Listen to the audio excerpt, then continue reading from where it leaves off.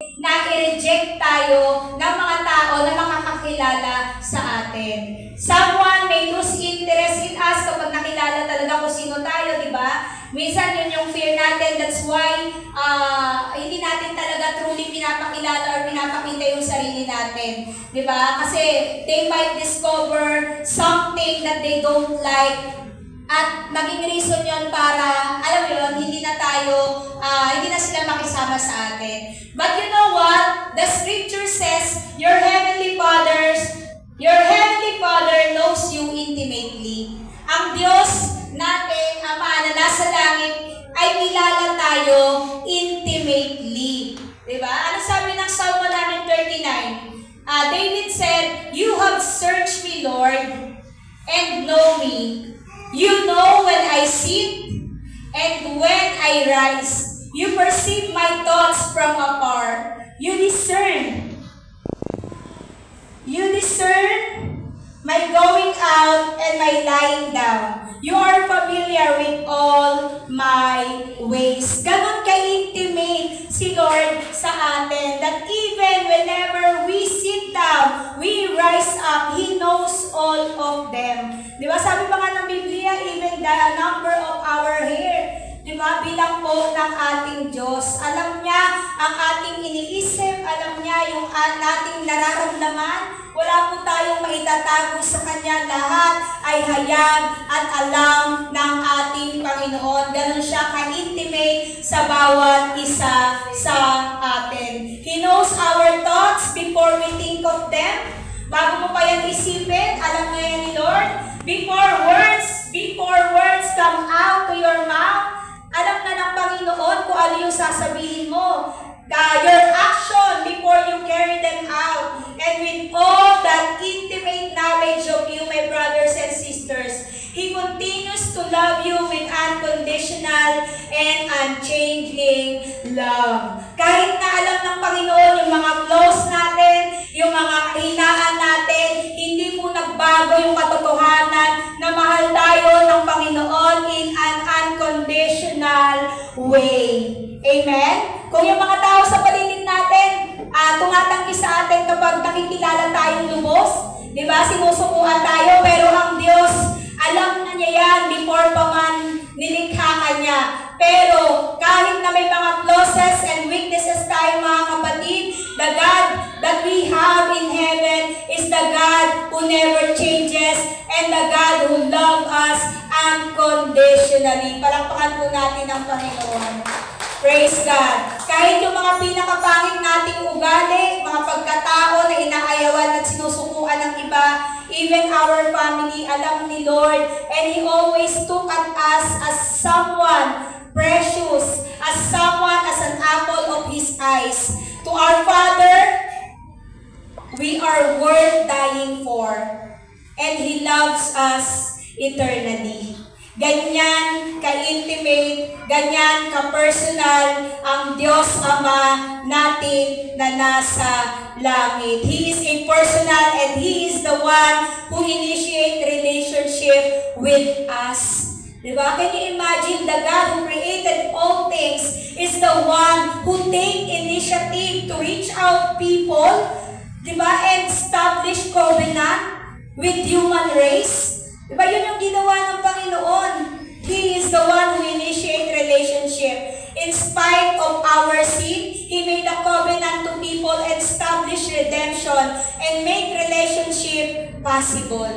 The God, our Father, is personally involved and absolutely intimate sa bawat isang mga anak niya. That's why God wants us to really build up kung ano yung meron tayo sa Kanya. Kung ano yung relationship na meron tayo sa Kanya. Because He is so intimate. He is a personal God. Amen. Praise the Lord.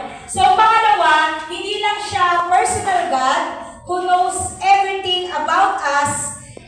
He is also paternal. Okay? Paternal. Okay? For Jesus to call God Father was a radical thought. Mind-blowing. Ito sa mga Jew. Diba? Whenever they call God as their Father, Sinasabi nila kay Jesus, blasphemy, blasphemy. Diba? Napastangan ka para tawagin ang Diyos na Ama mo.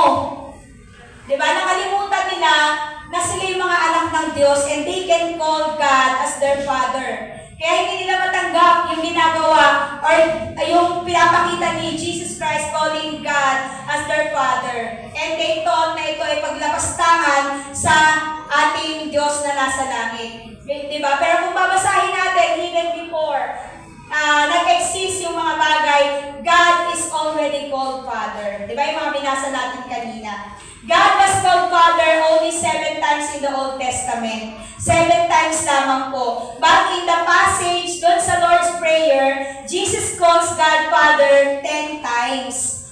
Diba? Doon lang yun sa passage ng Lord's Prayer. 10 times na binanggit ni Jesus na Father si God. So in fact, in all the prayer of our Lord Jesus Christ sa New Testament, He used the word Father more than 70 times. Pastor, bakit mahalaga na binibilang natin yung mga words na yon? Kasi nagpapakita yon kung paano ini-emphasize ng Panginoon yung halaga ng bagay na yon na pinakulit-ulit sa Biblia. Okay? At nabanggit natin that whenever Jesus Christ pray, He always addresses God as Father. And it is total in 70 times, di ba? So, ibig sabihin, pinapakita nito na mahalaga na ina-address natin ang ating Diyos amang nasa langit as Father. Okay? Tulad ng mga ama natin dito sa lupa, meron mga responsibility ang pagiging isang ama. Okay? At sa bawat isa sa atin, ang Diyos Ama natin ay na nasa langit ay tapat sa kanyang responsibilidad para sa kanyang mga anak. So, paano ba si Lord na nagiging ama sa atin? Una, He is the God who provide.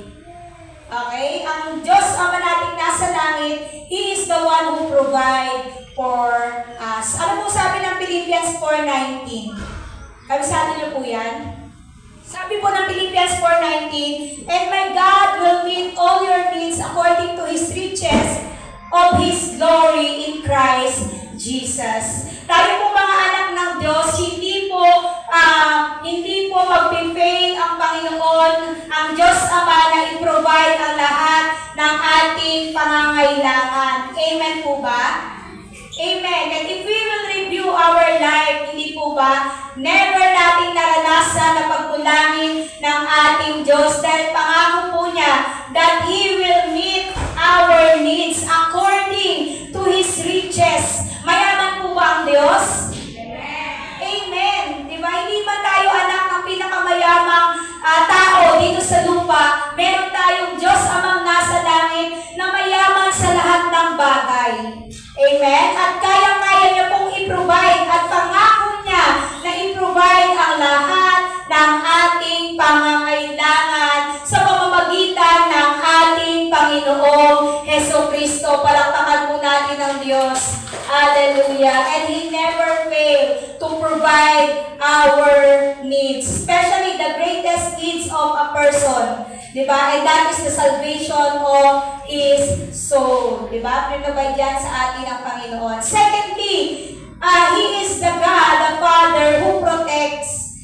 Diba? Iniingatan tayo, pinoprotektahan tayo ng ating Diyos na nasa langit. Kung paano po tayo pinoprotektahan ng mga ama natin dito sa lupa, and it gives security and comfort to us, ang Diyos na nasa langit, He is also the one who protects us. Ano sabi ng 2 Thessalonians chapter 3 verse 3? But the Lord is faithful. Tapat ang Diyos, and He will strengthen you and protect you from all the evil one. At ang protection po ng Diyos amang nasa langit ay hindi po kayang i-overcome ng kaaway. Okay? Hindi nagpipail ang Diyos na ipakita ang proteksyon niya, hindi lamang po sa ating mga buhay, but more so sa ating po mga pamilya in this season, in this generation, and to the generation to come. He is the God who can protect us. Amen. So pangatlo, He is not just provider, He is not just the one who protect us, but He is also the Father who lead and guide us. Tayo po ay pinangungunahan at ginagabayan po ng ating Diyos Ama na nasa langit. Anong sabi po ng Psalm 32 verse 8? I will instruct you and teach you in the way you should go. Pag sabi po natin instruct, ito po ay pagpapakita ng step by the step. Diba? Na guidance po ng Panginoon sa atin. Malinaw na nagbibigay ng instruction tayo dito sa mundo. He instructs us and He counsel us with His loving eye on you. Naranasan na po ba natin yon with our Father here on earth? Na kinakounsel tayo, tapos habang kinakounsel tayo ng mga ama natin, nakatingin sila sa ating mga mata. Parang sarap, no? Kasi di ko naranasan yun sa earthly father ko. Pero kung iisipin natin, i-imagine natin yung eksena na yun, di ba parang it's so full of love. Di ba? Na yung ama mo nakatingin sa iyo sa mata and He is counseling you sa mga bagay na pinagdadaanan mo, hindi ba? Pero alam nyo, it is also comforting that the Bible is telling us, ganun po yung Diyos sa atin. He is counseling us in everything na nangyayari po sa buhay natin. Lagi po siyang merong guidance and He wants us to lead. He wants to lead us in a life that is full of goodness, di ba? Kasi yun naman yung plano ng Lord to give us a life and have it more abundantly, di ba? And He has His own way kung paano niya tayo i-lead and i-guide dun sa buhay na nais niya para sa bawat isa sa atin. And the good news, God will never fail to do His part to lead and guide us. We just need to really open our heart, our lives sa pangunguna po ng ating Panginoon. He is also the God the Father who discipline us. Diba? Dinidisiplina din po tayo ng ating Diyos Amang nasa langit. At yan po yung sinasabi sa Hebrews 12:3-1. In your struggle against sins, you have not yet resisted to the point of shedding your blood. And have you completely forgotten this word of encouragement that addresses you as a father addresses his son? It says, my son, do not make light of the Lord's discipline. Do not lose heart when He rebukes you, because the Lord disciplines the one that He loves. He chastened everyone He accepts as His son. So, pinapakita dito na ang Diyos Ama nating nasa langit ay Diyos din na nagre-rebuke sa atin whenever we fail to obey His commandments and His instruction upon us. Dinidisiplina tayo ng Diyos para tayo ay maitama at maturuan at ma-mature po tayo sa ating mga pananampalataya. So, hindi lamang pala si Lord loving, no? Hindi lang pala si Lord comforting. Bagkus si Lord din ay nagdidisiplina sa bawat isa sa atin. Okay? Next, He receive us and forgive us and rejoice over us when in repentance we come home to Him. Diba? Hindi lamang siya, He always receives, forgives, and rejoices over us whenever we fall short sa mga bagay sa buhay natin. Naalala niyo po yung storya sa Luke chapter 15 verse 11 to 32, the prodigal son. Diba? Kung paano po nagkamali yung anak, pero tinanggap pa rin siya ng kanyang ama, siya ay pinatawad, at siya ay binigyan ng panibagong buhat at pag-asa. So, ganun din po ang ating Diyos Amang nasa langit. He will never fail to receive us whenever we come sa Kanya. Diba? Hindi siya napapagod na magpatawad sa atin, at He always rejoices over us sa lahat po ng tagumpay na nararanasan po natin sa ating mga buhay. That God the Father has made Himself God our Father means that He is a personally, emotionally, and even sacrificially involved with us.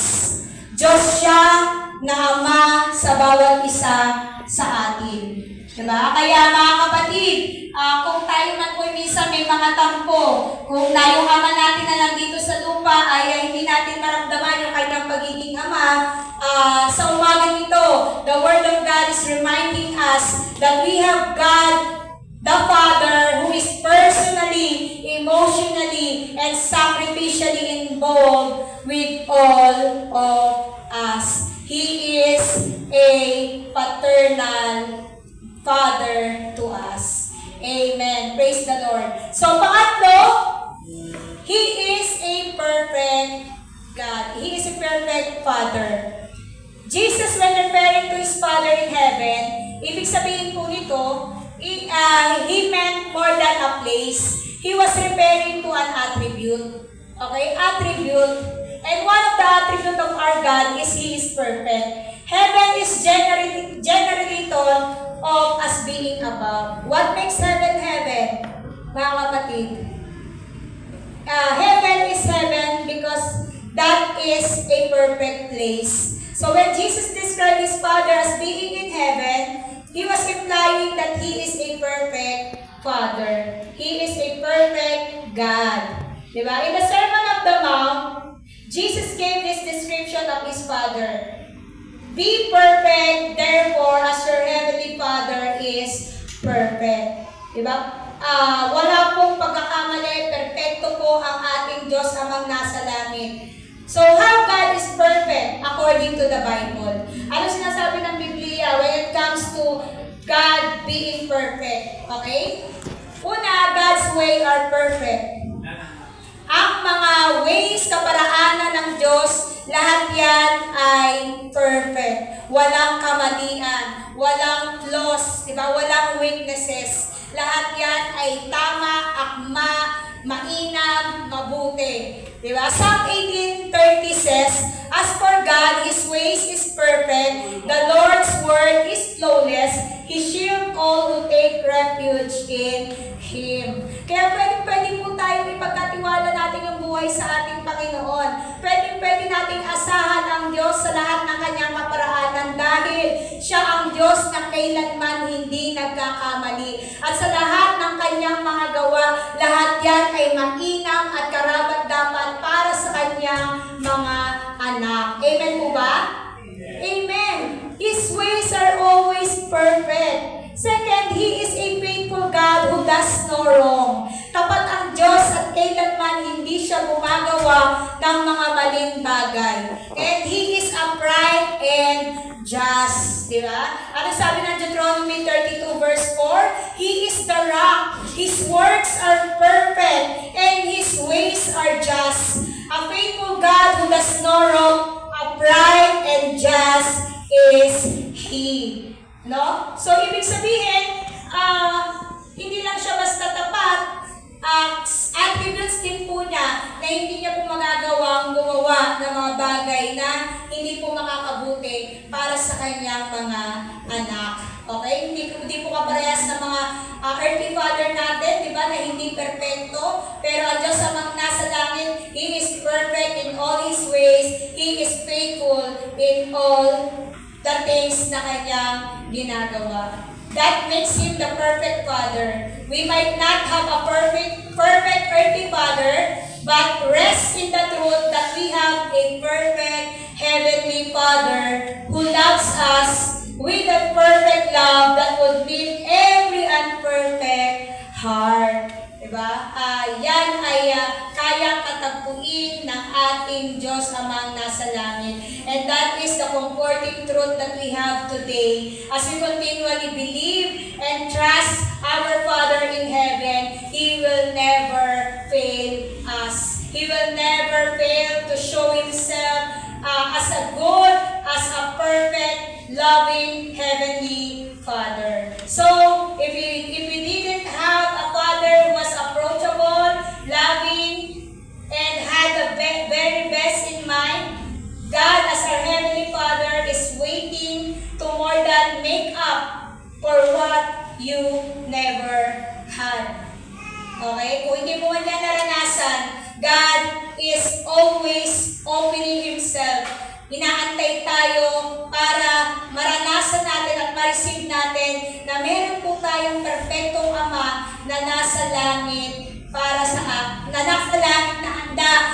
ibigay sa atin yung pinakamainam na pag-ibig ng isang ama para sa kanyang anak. Kaya hindi na tayo dapat pagtampo, no? Sisihin natin yung mga bagay dito sa mundo, sisihin natin yung mga tao na nilagay ng Panginoon sa buhay natin. Hindi na po. Dahil pinapaalala po sa atin ang salita ng Panginoon na meron tayong perfect Father na kailanman hindi po magkulang na ibigay sa atin yung perfect love. Diba? Perfect na care na dapat meron po tayo bilang isang mga anak. Praise the Lord. So, last but not the least, He is a preeminent. He is preeminent. Preeminence is a long